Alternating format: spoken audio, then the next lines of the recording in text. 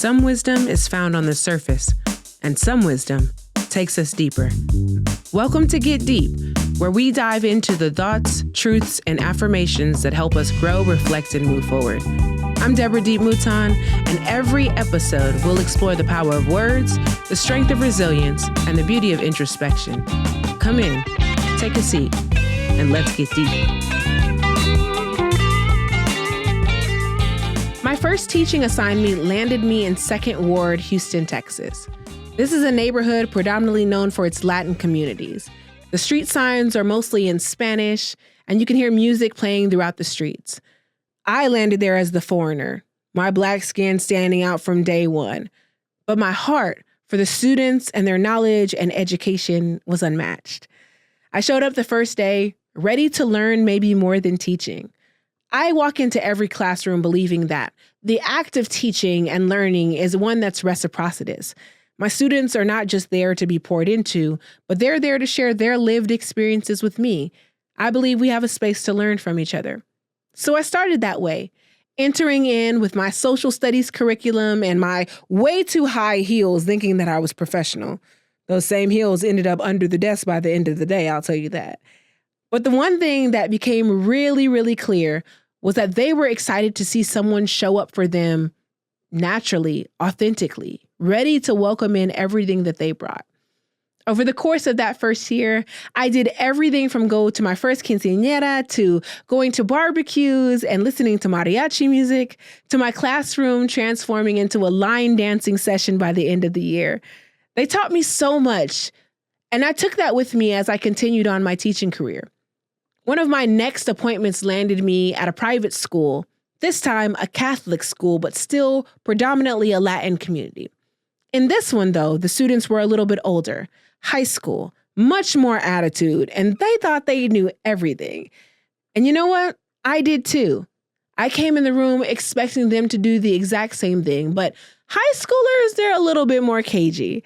It took a little bit more leaning in, and it wasn't until the school system really started to change that we started to find common bonds.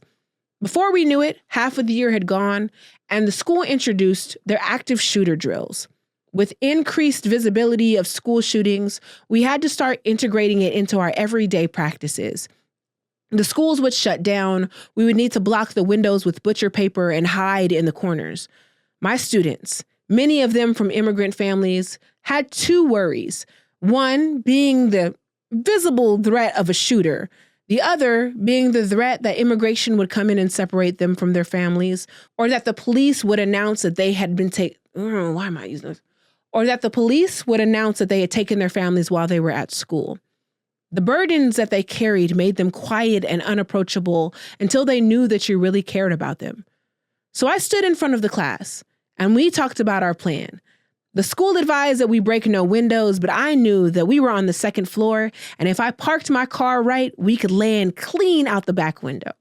We talked about who would be the one to block the door, who would be the one to stay behind. It was never a question for me that I would be the final person to leave. But when I presented this to my students, I saw their eyes begin to water. They started to wonder why I would want to hold space for them. Now, sure, I'm their teacher, but it went beyond that. I think at the end of the day, I knew that they were a community of people who didn't have people fighting for them. I know what it feels like to come from that community, one that feels like it's at the bottom of the totem pole, that people don't listen to us. And in the ways that an adult can hold space for a child, I reassured them that if anything were to happen in this space, I would willingly be the last person out to make sure that they had the life and the future that was afforded them. There was something about standing together that opened my classroom to those students. From then on, I became the teacher where students wrapped around the building waiting to talk to me and share their concerns and their issues. It was overwhelming, but it was one that I welcomed because it meant that we could grow together and build together. That is the possibility we have as humans, this ability to stand close, to have empathy, which just means to feel other people's feelings. I love how to say I'm sorry in Spanish because it isn't this brush off thing, but it literally translates to I feel it. This ability to want to feel the things that you're feeling so much so that I can hold you for it. That's the kind of empathy we have to be moving forward with. That's the one that you hold within you. So today, as you move around in this world, take note of who seems to be the forgotten, who seems to be the ignored. How do you stand up for them and let them know that they are seen, that they are loved, that they're cherished, and that they are valuable because you have that power in you? Thank you for joining me on this journey today. I hope this moment of reflection stays with you, guides you, and reminds you to keep going. If you found value in this episode, let's keep the conversation going. Follow me on Instagram at Live Life Deep and share your thoughts, your wisdom, and your light. And if you're enjoying the podcast, the best way to support it is simple. Subscribe, rate, and leave a review.